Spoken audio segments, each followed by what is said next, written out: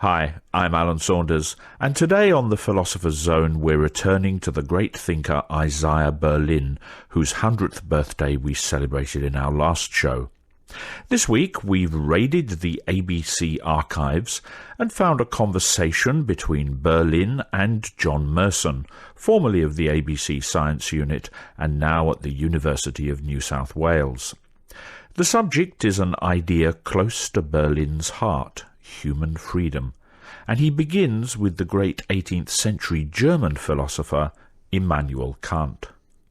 Kant was very deeply convinced that there is such a thing as moral action.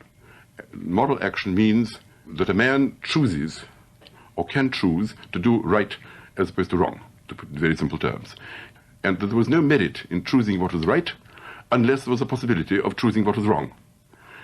And if man was totally determined, not only by external factors, biological or physical, but also by what might be called internal factors, psychological, for example, his desires, his wishes, his inclinations, then, according to Kant, he was a mere turnspit, as he called him. He was like a clock, which, of course, moves in a perfectly regular fashion, but not determined by itself, but determined by some mechanism over which it has no control.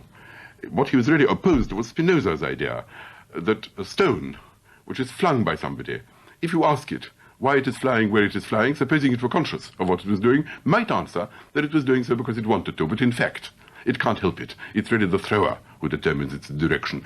For Kant, this cancelled morality altogether. He thought that this was true of the physical world, but if it was true of the moral world, then goodbye to morals.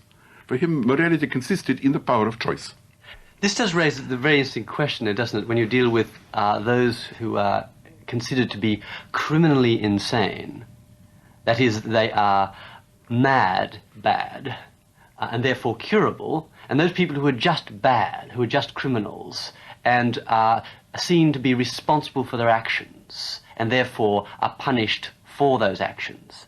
I don't know whether if you're considered to be totally incurable, then of course you are more or less regarded as a kind of medical object. Whether you're put in jail or in hospital, I think that isn't quite perhaps the division which one ought to draw. The division is between people who think whose acts are supposed to be caused by environment, by bad education, by other factors which can be adjusted by a kindly and wise psychologist or sociologist, as it were, and acts which are regarded as, in some sense, free, for which the man is responsible. And the whole notion of responsibility is at stake.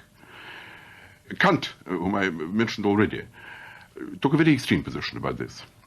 He thought that punishment was fundamentally retributive, which is now regarded as the most brutal and irrational position by many liberal-minded and progressive thinkers.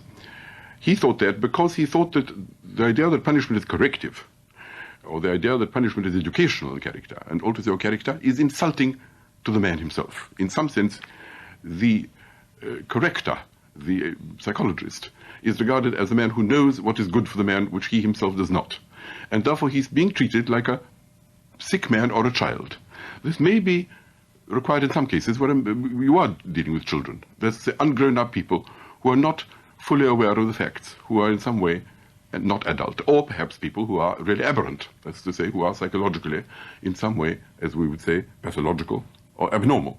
But to regard all human beings as being in that condition appears to him to deny what he regards as the most human of all human attributes, which is the power of free choice. And he says, in effect, that generosity, for example, and paternalism, even used for the most noble purposes, can be an insult to man, can be a terrible form of tyranny, that indifference, even hostility, recognizes the equality of the person towards whom you are hostile or about whom you are indifferent more deeply than the attempt to condition him, to mold him, to do something to him, which he's regarded as incapable of doing himself. I mean, I've known people who've committed antisocial acts who are quite clear about the fact that they'd rather go to prison than to hospital. To go to prison means that at least they know there is a punishment attached, and they've done it all the same. They know perfectly well that society is against it. They maybe agree with the laws of society and defy them openly, or they may disagree with them and think the laws are immoral or wicked. But at least they know what they're doing. They do things with their eyes open.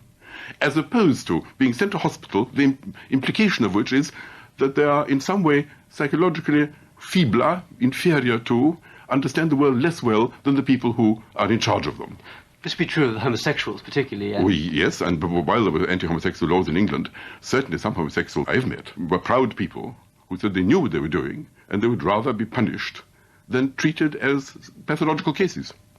How often do you think that this argument about human nature, that is a collection of people, sit down and decide this is human nature, this is what we can expect from man. On the side you have what is natural for man and you have what is unnatural. So to be a homosexual, to come under the heading of any other number of aberrations, you are unnatural, and therefore to be cured, to be coerced into naturalness.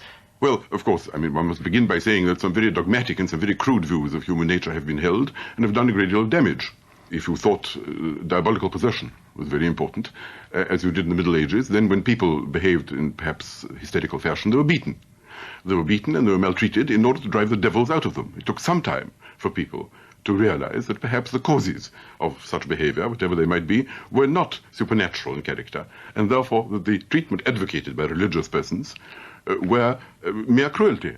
But at the same time, I have to say, all moral theories and all political theory rests on some view of human nature. In the end, it boils down to that. When you compare this morality to that morality, this moral philosopher to that moral philosopher, or this society to that society, if you research sufficiently scrupulously and deeply, you will find that there is some concept of human nature which underlies it. And there have been several concepts which have clashed with each other. For example, in the ancient world and in the medieval world, the Judeo-Christian world, so to speak, and indeed in the ancient Greek world too, it was assumed that all things had purposes. Inanimate objects, animate objects, men, all had some kind of inbuilt purposes. If you were a theist, you believed that God created you for a certain purpose. If you were not a theist, you talked of nature. Not necessarily as creating, but being, filled with objects with certain purposes. The great thing was to discover what is the purpose of a stone. The purpose of a stone is to gravitate downwards. For Aristotle, every object seeks its natural end. That's called teleology. If you think that everything has a proper purpose, then you say full realization of an object or a person is the attainment of that particular end. And that's what makes people happy. Why are people miserable? Because they don't understand their ends and they try and do something for which they're not adapted. I am a violin player and I try to play the flute. That's no good. I wish to construct a violin, I try and make it out of stone, it will not yield because I don't understand the purposes of stones, the purposes of violins, or my own purpose as a player.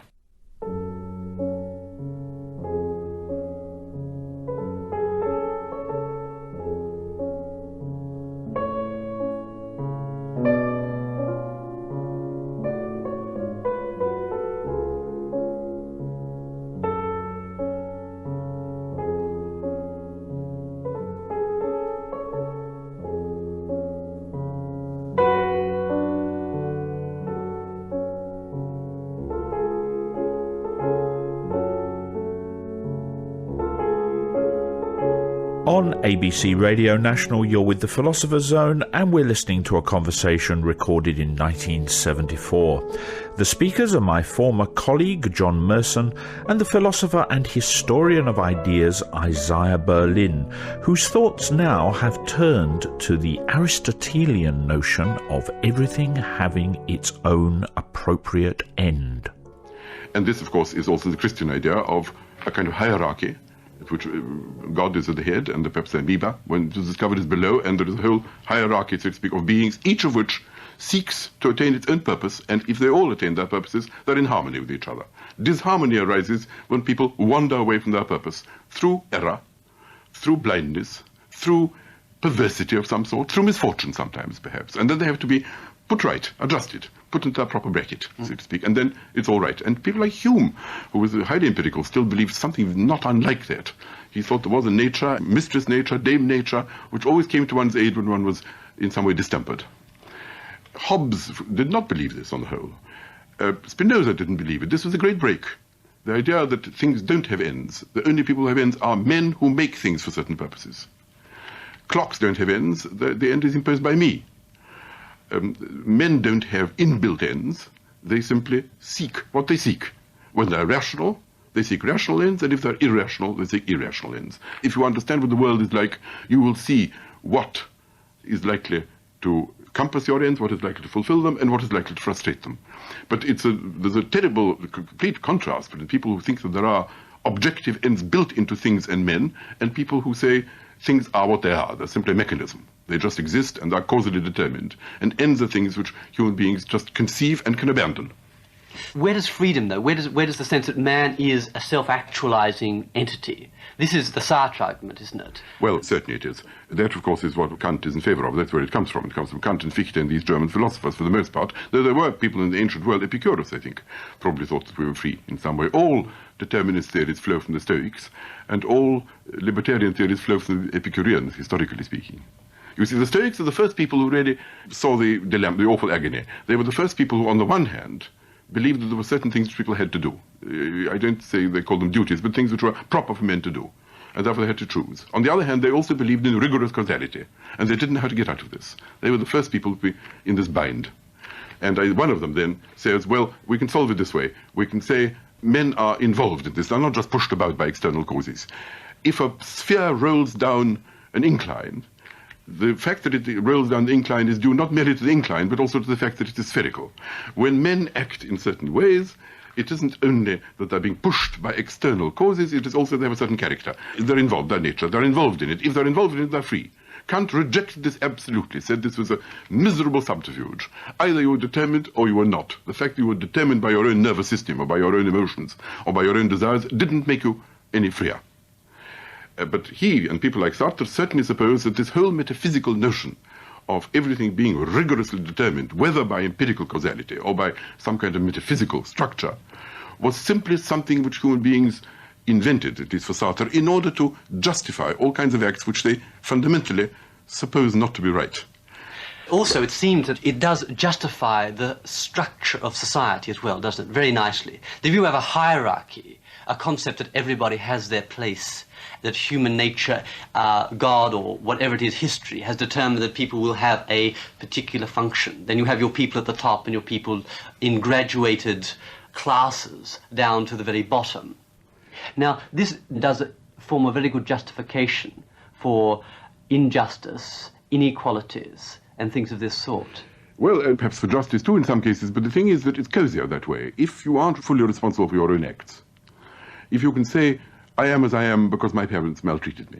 I am as I am because the nature of the universe is such, and then you put the responsibility on the back of the universe and shuffle it off your own. And this, ultimately, people don't want to be all alone, these big lonely persons responsible for their own acts. They want some justification of what they do from the nature of something greater, more stable, in a way grander than themselves. And if they can say, I fulfill the will of God, or I fulfill the will of history, or I fulfill the will of my class, or I understand myself to be a member of a certain economic stratum, let us say, which I didn't choose, but with which I'm deeply bound up, which I cannot, in a sense, help and don't want to help, because that's what I am. In this sense, that really the sociologists are right to a degree, aren't they? That, in fact, many of the ideas, and probably the majority of our ideas, are formed to justify, to rationalize the functions which we have in society. That is, they're thrown up by society. They're not uniquely divined notions that an individual arrives at, but they are ideas which are formulated by the society in order that the individuals will be able to act, and that the ideas come, in a sense, after the action and don't precede it. Well, there's obviously much truth in this, and I don't think it's done consciously. I don't think this justifying activity is done by a lot of unscrupulous knaves who simply throw dust in people's eyes in order to make them do what they want them to do, although Voltaire thought something like that. I dare say there have been cases of that. But broadly speaking, what one can say is ideas are not born in the void. Ideas are not born of ideas. There's no pathogenesis among ideas. Ideas are, to a large extent, the products of the social process. I'd be the last person to deny that. Take, for example, nationalism, which is one of the most rampant ideas at present in the world. Yes, who can deny? Well, this is to a high degree the product, for example, of, I suppose, humiliation on the part of the weak by the strong, which ultimately leads to a backlash, which ultimately leads to a kind of what Schiller and other people have called the bent twig theory. If you bend the twig too far, it lashes back. Well, I don't think they're conscious of that. I think if you talk about nationalists, they don't say, we've been humiliated, we've been pushed aside, we've not been given our place in the sun, and that's why we feel so resentful. We are poor and we hate the rich because we're poor. We have been weak, and that's why we hate the strong, because we are weak. They just feel these emotions, which are undoubtedly caused in them by some kind of socio-psychological process. In a sense, then, we are determined. To a large degree.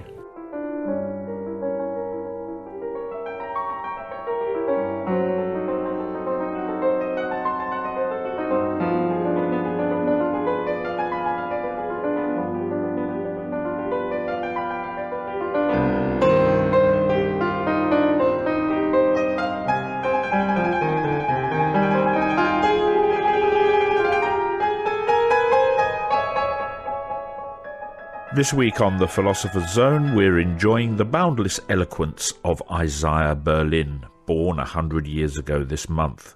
He's talking about freedom, but it's clear from what he says that we are, in a sense, determined. At what point, then, do we have freedom? To begin with, of course, let us admit one thing. A lot of things which were regarded as free in the past are now seen to be conditioned by external circumstances, and we've become, in that sense, more enlightened, and if you like, more forgiving, in an anti-Kantian sort of way. People were blamed for doing all kinds of things which can now be seen they probably can't help because of bad education or because of terrible social pressures. But is there a danger of swinging in the other direction too far? Yes, I would say there was. Nevertheless, if you exaggerate this and make it absolutely total, then you have a picture of totally moldable, malleable men who can be turned into almost anything, which is rather what the 18th century French philosophers believed. And that really does deny any meaning to a very large number of moral terms, which we would then have to shed. We'd have to transform our concepts and language in very drastic ways to meet that. Take, for example, the phrase, serve him right. For someone like Skinner, this is a meaningless phrase. What does it mean, serve him right? A man digs a hole for his enemy to fall into and falls into it himself. People feel some satisfaction about this and say, serve him right, quite right. Poetic justice. Here is a villain who means nothing but harm to a lot of people, and one of the traps which he sets for other people actually catches him. Why do we feel satisfaction at this? Not just at the fact that a bad man has been eliminated. We feel he deserves punishment. The idea of desert is a very obscure idea. If you begin talking about desert, I think you must somewhat abandon the idea of complete determination. Desert means you could have acted otherwise, in which case you would have been all right. But you chose freely to do this, and that's why you don't deserve to be treated in this or that way. Desert implies the possibility of free choice as a central factor, as a central element in human experience. Action as something which is not fully determined. The problem, though, is that if you have a concept of our being determined, that is the Skinner argument, that is, in fact, we can know, that some all-knowing, omniscient psychiatrist or behavioural therapist can sort of have us taped, that in a way we are undermined, that if society can say, yes, we can help you, we can cure you of all the problems, there is that sense in which you undermine the important ingredient out of which freedom seems to arise, and that is autonomy. Now the question is, in the general notion of human nature, and also in our social institutions, do you think that this concept of autonomy is being lost? Well, in totalitarian and authoritarian societies, of course. This is really, in a way, stimulated by all the, I don't say stimulated by these doctrines, but the doctrines are symptomatic of an attitude that men are malleable, wholly malleable. That they are made as they are by certain external factors, but that I can interfere with these factors by substituting my own factors. And that I can really turn a human being into practically anything I choose, within certain limits. And this, of course, gives enormous power to the conditioners, and entails a high degree of not only malleability, but makes it possible for people to become victims of, no doubt, ill-intentioned, or mad, or power-seeking, or other power-loving and power-using persons. That's what, of course, what Kant protested against. He thought paternalism was a terrible tyranny, even where the paternalist ruler or conditioner is very benevolent, because the implication is, you don't understand yourself. I, the psychiatrist, do. I understand both myself and you. You understand neither yourself nor me. You resist because you don't understand. I must therefore somehow break your resistance. I'm kindly, and I don't propose to do this by brutal means, but I shall do it all the same. I know what is good for you, and you do not. I shall therefore make you happy, whether you want to be happy or not, in the only way in which people can be made happy, which I happen to know because I've studied the subject, and I know all the factors involved. When you are happy, when I've finished with you, you will retrospectively be grateful to me, for having done to you what at the time you resisted. Now, in the case of children, we do that a little bit. I mean, we send children to school, although they may, of course, resist, because we say they must be taught to be adult. They must be able to cope with the universe. They won't unless I do. And when they've grown up, they will see that I acted rightly. But to treat large populations as if they were childish, as if they were unadult, that is, of course, the case against imperialism. A large number of imperialists were benevolently motivated. They thought, here were these poor natives, here are we, civilized people. We can't listen to what they want. What they want is neither here nor there. It's what we know is good for them. Never mind what they think. This does open the doors to the most fearful tyranny, not less tyrannous, because sometimes it's used by people full of goodwill and full of Skinnerian conviction.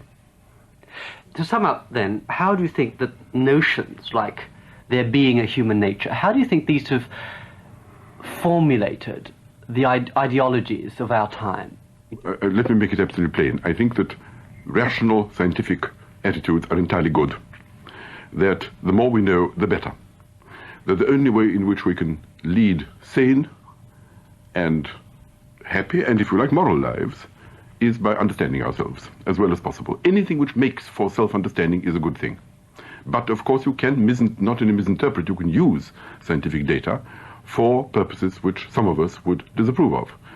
Darwin never preached social Darwinism. Darwin merely formulated a theory according to which certain species survived and certain species didn't, in accordance with certain natural laws. To apply that to human competition and say, devil take the hindmost, the only people who are worth saving are the toughest, the cleverest, and most ruthless, because they are the fittest, is a misapplication of what was a perfectly good biological theory which didn't dictate any particular specific form of behavior. You might say, even if you were Darwin, there are certain forms of life which do not make for survival, but which nevertheless we value. Saintliness, benevolence, disinterestedness, all kinds of extreme purity of heart may expose the people who have it to being crushed and eliminated by the strong, the wicked, and the ruthless. Nevertheless, we wish to support these people so long as it is possible to do so. We wish to organize a society which will prevent the pike from eating the carp. In nature, pike do eat carp, but we will create artificial conditions in which the carp will survive because we're pro-carp. Anyhow, because we think the rights of carp are as good as the rights of pike, and the strong mustn't eat up the weak. This is not incompatible with anything which we regard as being a law of biological survival. The whole doctrine of Huxley, for example, who talked about nature being red in tooth and claw, is we must resist nature, not cooperate with her. That he wanted to deny that nature was benevolent and meant well. He wanted to say nature was a cold, ruthless, cruel affair, so to speak, which is not interested in individuals. It has no moral content at all. This is what goes on in the world, but to be a human being is to have certain moral ideals, in which case we must resist natural processes in the way in which lions and tigers can't.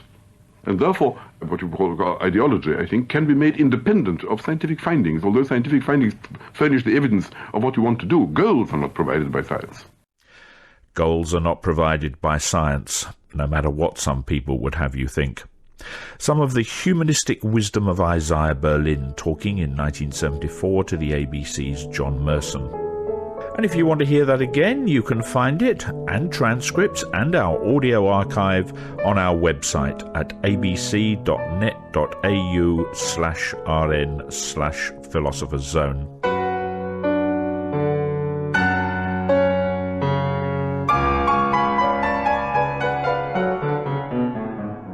By the way, Isaiah Berlin loved music. In an interview 2 years before his death, he said that he would like the Andantino from Schubert's Piano Sonata in A played at his funeral, and that provided the music for this week's show. And that show was produced by Kyla Slavin with technical production from Charlie McCune. I'm Alan Saunders. I'll be back next week.